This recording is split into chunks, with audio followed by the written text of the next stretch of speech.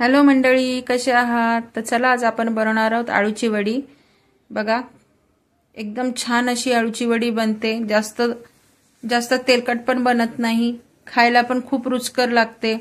तुम्हाला वाटेल तर तुम्हाला असं आवडत असेल तर तुम्ही जास्त तेलामध्ये पण हिला तळू शकता, म्हणजे आणखी कुरकुरीत होईल। मी याला शॅलो फ्राय केलेला आहे, तर खूप टेस्टी आणि छान बनते। चला तर सुरू करूया आपण कशी बनवायची। तर मी आळूची पानं घेतलेले आहेत, ह्या 5 गड्ड्या आहेत। तर 5 गड्ड्यामध्ये काही 4 पानं होती, तर अशी एकूण 20 पानं आहेत। तर ह्याच्या पहिले आपण दांड्या कापून घ्यायच्या आहेत, छान व्यवस्थित दांड्या कापून घ्यायच्या आहेत आणि जास्त मोठा घ्यायचा नाही, मीडियमच आकाराच्या घ्यायच्या। आता ही जी शीर आहे ती आपण लाटण्याने दाबून एकदम प्लेन करत आहोत बघा। आणि नंतर हे असं केल्यानंतर आपल्याला पानं मिठाच्या पाण्यामध्ये छान अशी स्वच्छ करायची आहेत। तर असं ताटामध्ये पाणी घ्यायचं किंवा एका मोठ्या कढईत पाणी घ्यायचं, एक मोठा चम्मच मीठ टाकायचं आणि पानं आपली छान अशी धुवून घ्यायची। तुमच्याकडे बेकिंग सोडा असेल तर बेकिंग सोडा सुद्धा पाण्यात टाकून तुम्ही ह्याला क्लीन करू शकता। ही पानं अशी धुवून घ्यायची आणि नंतर चाळणीत ठेवून निपटून घ्यायची। त्याने काय होतं, त्याच्यावरची सगळी जी घाण आहे ती निघून जाते आणि पानं असे पानावर बघा पाणी राहत नाही, बट त्याची जी घाण आहे ती बघा किती छान अशी निघालेली आहे। तर आपली पानं धुवून झालेली आहेत, मी चाळणीत काढलेली आहेत। आता आपण पुढची प्रोसेस करूया। तर मी जे मिश्रण आहे ते बनवण्यासाठी 2 वाटी बेसन घेतलेलं आहे। तर 2 वाटी बेसन घ्यायचंय। 2 वाटी बेसनमध्ये मी 2 मोठी चम्मच लसूण अद्रक आणि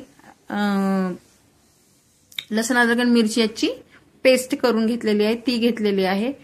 आणि याच्यात 4 चम्मच मी चिंच आणि गुळाची चटणी घेतलेली आहे। चिंच आणि गुळ मी शिजवून, चिंच आणि गुळ मी पाण्यामध्ये गरम पाण्यात ठेवून त्याचा कोळ काढून घेतलेला आहे। 1 चम्मच लाल तिखट टाकलंय, 1 चम्मच धना पावडर टाकला आहे, थोडीशी साखर टाकलेली आहे, 1 चमचा जिरा पावडर टाकलेला आहे, 1 चमचा, आणि आवडीनुसार मीठ टाकलेलं आहे। तुमच्या ह्याच्यानुसार मी मोठा चमचा टाकलेला आहे। आणि चिंच गुळ ज्याच्यामध्ये भिजवलं होतं ते पाणी आहे। आता हे आपल्याला व्यवस्थित असं मिक्स करायचं आहे, एकत्र जास्त पाणी टाकायचं नाही, थोडं थोडं पाणी टाकून आपल्याला जी कन्सिस्टन्सी हवी आहे ती घ्यायची आहे। आता हे जे पीठ आहे हे भज्यापेक्षा थोडंसं पातळ असतं, कारण भाज्याचं पीठ जरा थोडं घट्ट असतं। आता हे भाज्याच्या पिठासारखं झालंय। आता आपण थोडंसं पाणी घालूया आणि बघा व्यवस्थित असं आपण थोडंसं आणखी पाणी लागेल आपल्याला। आता ही जी कन्सिस्टन्सी आहे ही परफेक्ट आहे, असंच आपल्याला मिश्रण हवं आहे। तर चला आपण बनवायला सुरू करूया। एक मोठं ताट घेतलंय, ताटावर आपण पान उलट ठेवायचंय। आता जे पहिलं पान आहे ते आपल्याला मोठंच घ्यायचं आहे, मोठं पान असल्यामुळे जो आतमध्ये जरी आपण छोटं पान वापरलं तरी ते व्यवस्थित असं फोल्ड होतं। आणि एकदम छोटे छोटे पानं असतील तर आतमध्ये तुम्ही 2 वापरले तरी चालते। तर संपूर्ण जे आपलं पान आहे त्या पानाला मिश्रण आपण लावून घ्यायचंय बघा व्यवस्थित असं। जास्त घट्ट पण लावायचं नाहीये आणि जास्त पातळ पण लावायचं नाहीये। तर आपण एक लेअर लावल्यानंतर दुसरं पान घेतलंय, दुसरं पान आपण जे पान पहिलं घेतलंय त्याच्या उलट्या डायरेक्शनला लावलंय, म्हणजे खालची बाजू वर आणि वरची बाजू खाली।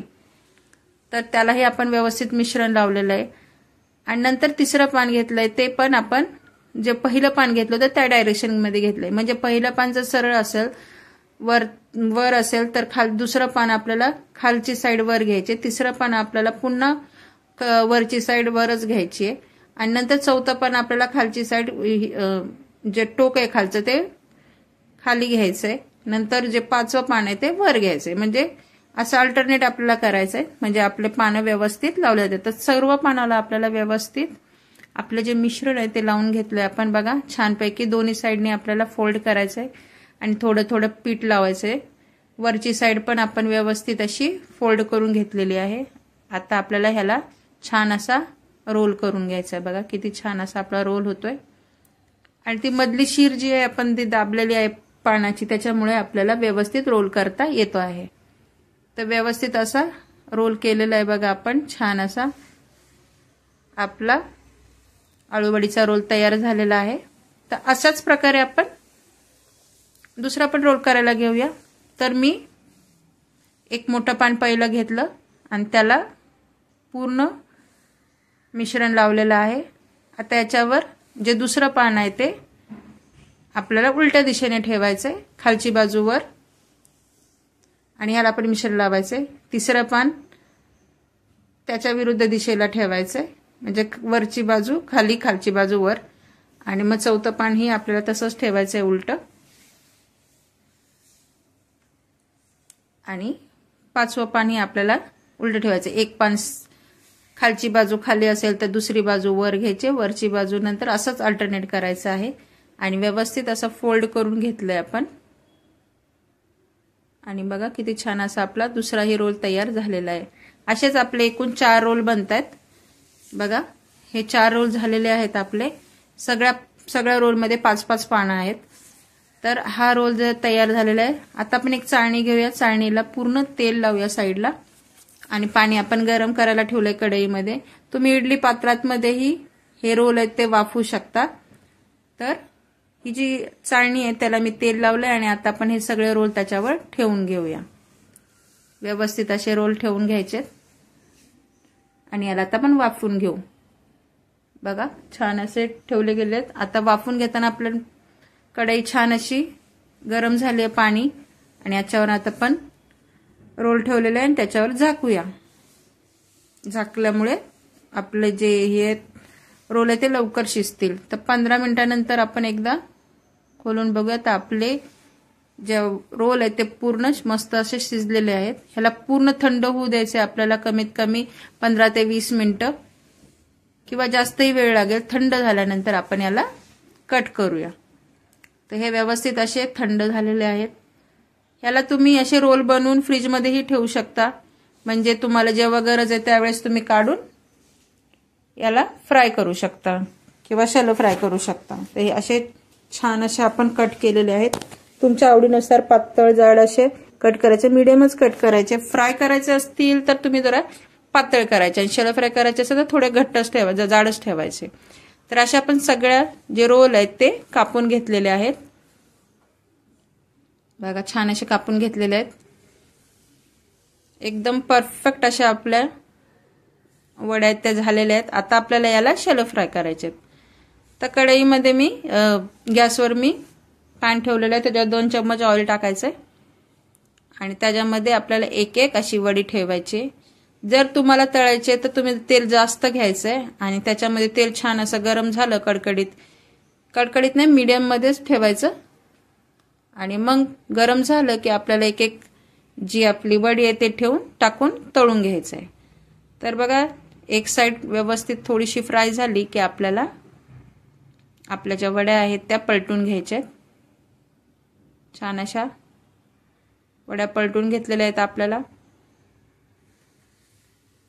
आता ह्या पलटून झाल्या, एक साइड पुन्हा सेकंड साइड व्यवस्थित झाली की आपल्याला पुन्हा पलटून घ्यायचे आहेत। तर एक साइड पहिली फ्राय झाली होती, आपण पलटली होती, आता पुन्हा एकदा चेक करू बघा, दुसरी साइड पण आपली छान अशी फ्राय होतीये, रेडिश झाली आहे, पिंकिश।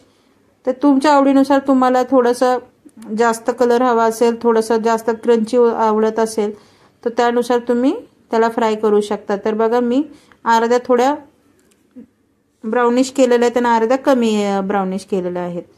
तर अशा आपल्या ज्या वड्या आहेत त्या छान तयार झालेल्या आहेत। लास्टला आपल्याला ह्याच्यामध्ये 1 चमचाच्या आसपास तीळ टाकायचे आहेत, कारण तिळाने खूप छान टेस्ट लागते। मग आता ते तयार झालेला घाणा काढून घेतलेला आहे, तर दुसरा घाणा आपण टाकलेला आहे। तर पॅन मध्ये तेल टाकून असंच आपण पुन्हा वड्या टाकलेल्या आहेत, एक साइड तळले की त्या पलटी करून घेतलेल्या आहेत। नंतर वापस तीळ टाकून आपण आपल्या ज्या वड्या आहेत त्या छान अशा तयार झालेल्या आहेत। बघा किती छान अशा आपल्या वड्या दिसतायत, आणि खायला तर खूपच टेस्टी लागल्या। तर एकदम छान अशा आपल्या वड्या तयार झालेल्या आहेत। वरण भात भाजी पोळी बरोबर खायला तर खूप छान लागतात आणि चहाबरोबरही खूप छान लागतात. चहाच्या टायमामध्ये जर ह्या वड्या करून खाल्ल्या तर अप्रतिम लागतात. नक्की ट्राय करा मग आणि मला